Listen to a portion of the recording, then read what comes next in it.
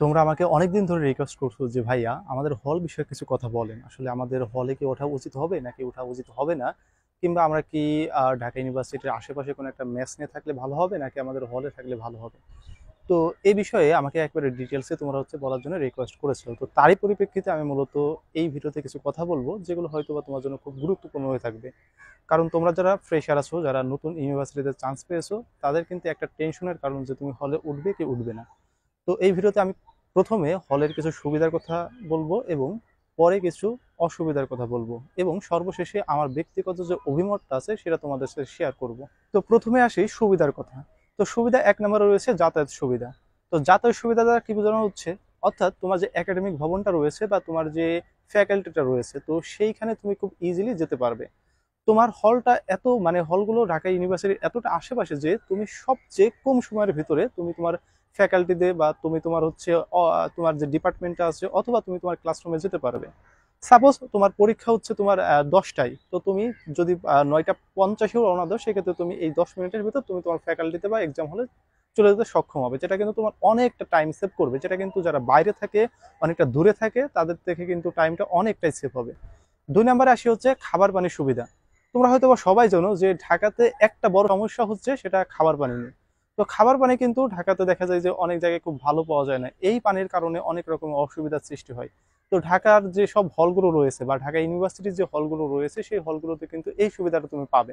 অর্থাৎ তোমাকে খাবার পানি নিয়ে কোনো টেনশন করতে হবে না। এইখানে ফিল্টার বসানো আছে, তুমি জাস্ট অফুরন্ত পানি পাবে এবং এই পানি কখনো শেষ হবে না। অর্থাৎ ঢাকার সব জায়গায় যদি পানি সরবরাহ বন্ধ হয়ে যায়, তারপরেও কিন্তু ঢাকা ইউনিভার্সিটির যে হলগুলো রয়েছে সেই হলগুলোতে মাস্ট বি পানি সরবরাহ রাখতে হবে। ঠিক বিদ্যুৎ সুবিধা, ঠিক পানির মতো ঢাকা ইউনিভার্সিটির যে হলগুলো রয়েছে সেইগুলোতে বিশেষ কারণ ছাড়া কখনোই কখনো বিদ্যুৎ যায় না বা বিদ্যুৎ বিভ্রাট হয় না। তো এই সুবিধাটা তোমরা অন্য জায়গায় যদি থাকো, ঢাকার অন্য জায়গায়, সেক্ষেত্রে দেখবা যে বিদ্যুৎ যাচ্ছে আছে যাচ্ছে আছে, অনেকটা অশান্তি। কিন্তু ঢাকা ইউনিভার্সিটির যে হলগুলো রয়েছে সেইখানে বিশেষ কোনো কারণ ছাড়া কখনোই বিদ্যুৎ যায় না। 4 নম্বরে যে সুবিধা আছে সেটা হচ্ছে পড়াশোনার জন্য আলাদা রুম। অর্থাৎ তোমার ঢাকার ইউনিভার্সিটির যে হলগুলো রয়েছে সেই হলগুলোতে পড়াশোনার জন্য আলাদা রুম রয়েছে, যেটাকে বলা হয় রিডিং রুম। তো ওইখানে গিয়ে তুমি একেবারে তোমার মন মতো যতক্ষণ ইচ্ছা, যত রাত্রি ইচ্ছা, যতক্ষণ ইচ্ছা বা যত সময় ইচ্ছা তুমি পড়তে পারবে। আর সবচেয়ে বড় কথা হচ্ছে রিডিং রুমটা হচ্ছে একটা সাইলেন্ট জোন, ওইখানে কোনো রকম কোনো কথা হয় না, সুতরাং তুমি তোমার মন মতো সময় মতো তুমি অনেক সময় ধরেও পড়তে পারবে। 5 নম্বর সুবিধার কথা আসি, যারা টিভি লাভার্স আছো, তো টিভি দেখার জন্য আলাদা রুম রয়েছে। তো তুমি টিভিতে খেলা দেখতে পারো, টিভিতে নাটক দেখতে পারো, যা ইচ্ছা না তাই করতে পারো, সেটার জন্য আলাদা রুম আছে। 6 নম্বরে হচ্ছে গেমস খেলার জন্য আলাদা রুম। অর্থাৎ যারা গেমস খেলতে পারো, অর্থাৎ ক্রাম আছে, তারপর হচ্ছে তোমার ব্যাডমিন্টন আছে, দেন হচ্ছে বিভিন্ন ধরনের দাবা আছে। তো এই যে যে যারা এইগুলোতে খেলতে চাও বা যারা গেমস খেলতে পছন্দ করো, তাদের জন্য কিন্তু গেমস রুম রয়েছে। তো এইখানেও তোমার কোনো নিষেধাজ্ঞা নাই, তুমি তোমার প্রয়োজন মতো গেমস রুমে যেতে পারবে, প্রয়োজন মতো যতক্ষণ ইচ্ছা তুমি গেমস খেলতে পারবে। 7 নম্বরে হচ্ছে পত্রিকা পড়ার জন্য পেপারস রুম। অর্থাৎ তোমার যদি পত্রিকা পড়ার অভ্যাস হয়ে থাকে অথবা পত্রিকা পড়ার না অভ্যাস থাকে, অভ্যাস বানাইতে চাও, সেক্ষেত্রেও কোনো সমস্যা নাই। এখানে পত্রিকা পড়ার জন্য আলাদা রুম আছে, যেখানে প্রত্যেক দিনের আপডেটেড পত্রিকা এখানে রাখা হবে এবং তুমি তোমার প্রয়োজন মতো পড়তে পারবে। এবং সবচেয়ে বড় কথা হচ্ছে এই পত্রিকাগুলোকে তোমাকে কিনে পড়তে হবে না, জাস্ট ওইখানে অটোমেটিক্যালি আপডেটেড পত্রিকাগুলো আসতেই থাকবে, তুমি সেগুলো তোমার প্রয়োজন অনুসারে যে পড়তে পারবে যতক্ষণ ইচ্ছা ততক্ষণ। এখন আসে খাবারের বিষয়টা। খাবারের বিষয়টা কি হতে পারে, তো খাবার খাওয়ার জন্য রয়েছে আলাদা একটা ক্যান্টিন।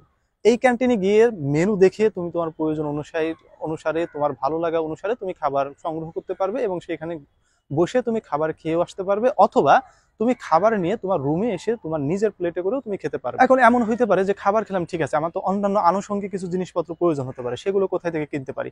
কোনো সমস্যা নাই, এগুলোর জন্য রয়েছে কিছু দোকানপাট, যেখান থেকে কিন্তু তুমি তোমার খাতা কলম, তারপর হচ্ছে তোমার আনুষঙ্গিক যেসব জিনিসপত্র প্রয়োজন, সব জিনিসপত্র কিন্তু এগুলো ওইখান থেকে কিনে নিতে পারবে। এবং সর্বশেষ 11 নম্বরটা যেটা রয়েছে এবং সবচেয়ে মোস্ট ইম্পর্টেন্ট, সেটা হচ্ছে সম্পর্ক স্থাপন। অর্থাৎ তুমি হলে আসলে তোমার এমন এমন কিছু মানুষের সাথে সম্পর্ক স্থাপন হয়ে যাবে, সেই মানুষগুলো কিন্তু ইন ফিউচারে তোমার কাজে লাগবে।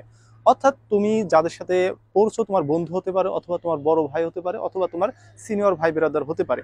দেখা গেল তুমি চাকরি পরীক্ষায় ভাইভাতে গেলে অথবা কোনো একটা কাজে গেলে, তোমার ওই সিনিয়র ভাই সেই জায়গায় প্রধান, অথবা সেই জায়গায় বড় একটা দায়িত্বে আছে, সুতরাং সেখানে কিন্তু তুমি অনেক অনেক বেশি একটা সাপোর্ট পাবে। এবং যখন তোমাকে দেখবে যে এই ছেলেটা বা এই ছোট ভাইটা আমার হলের, তার মানে তোমার প্রতি কিন্তু একটা সিম্প্যাথি কাজ করবে, সুতরাং এই দিকটা কিন্তু অনেকটা বেশি একটা ইফেক্টিভ হবে। যেহেতু প্রত্যেকটা জিনিসেরই একটা অসুবিধা আছে, ঠিক এই হলে ওঠারও কিছু অসুবিধা রয়েছে।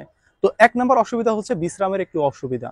অর্থাৎ তুমি প্রথম যখন আসবে ফার্স্ট ইয়ারে, তখন কিন্তু তোমার বিশ্রামের একটু অসুবিধা হতে পারে। কারণ একটা রুমে হয়তোবা তোমরা জানো ২০ জন বা ১৫ জন, বা এটা বিভিন্ন হল ভেদে বিভিন্নভাবে রাখা হয়। তবে ১৫ থেকে ২০ জনের মতো স্বাভাবিকভাবে এরকম রাখা হয়ে থাকে। তো এখন প্রশ্ন হতে যে ভাইয়া, এত মানুষ একসাথে থাকবো, আমাদের কোনো কিছু হারিয়ে যাওয়া বা চুরি হওয়া বা কোনো কিছু নষ্ট হয়ে যাওয়ার সম্ভাবনা আছে কিনা? তো আমি তোমাকে বলবো, এটা টোটালি মাথা থেকে ফেলে দাও। কারণ আমরা নিজেরা সেখানে থেকে এসেছি, আমরা নিজেরা সেখানে ওই দিন যাপন করে এসেছি। সুতরাং আমাদের কারোর কোনো কিছু হারায়নি, কোনো কিছু নষ্ট হয়নি। নিজেদের ভিতর এমন একটা কম্বিনেশন সৃষ্টি হয়ে যায়, সেই কম্বিনেশনটা কিন্তু তুমি বাইরে মেসে থাকলে কখনো সম্ভব হবে না। এরপর যে অসুবিধা হতে পারে সেটা হচ্ছে নতুন পরিবেশকে মানিয়ে নেওয়ার একটু অসুবিধা।